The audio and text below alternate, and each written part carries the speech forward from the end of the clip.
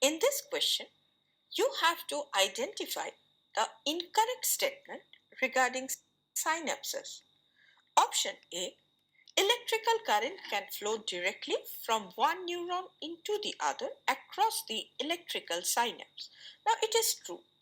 In electrical synapses, ions can pass directly from one neuron to another through gap junctions, allowing the electrical current to flow directly between the neurons. Hence, it is incorrect option. Option B, chemical synapses use neurotransmitters. It is also true. Chemical synapses involve the release of neurotransmitters from the presynaptic neuron, which binds to the receptors on the postsynaptic neurons to transmit signal. Hence, it is incorrect option.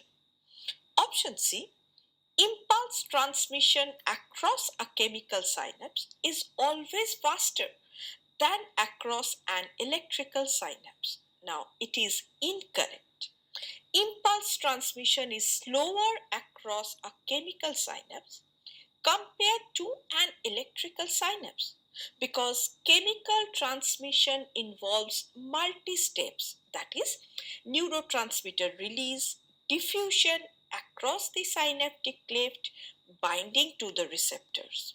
Whereas in electrical synapses, the electrical signal passes directly between neurons with minimal delay. Hence, it is the correct option. Option D. The membranes of presynaptic and postsynaptic neurons are in close proximity in an electrical synapse. Now, it is also true. In electrical synapses, the pre and postsynaptic neurons are closely connected, as already mentioned, by gap junctions, allowing for direct electrical communications between neurons. Hence, it is incorrect.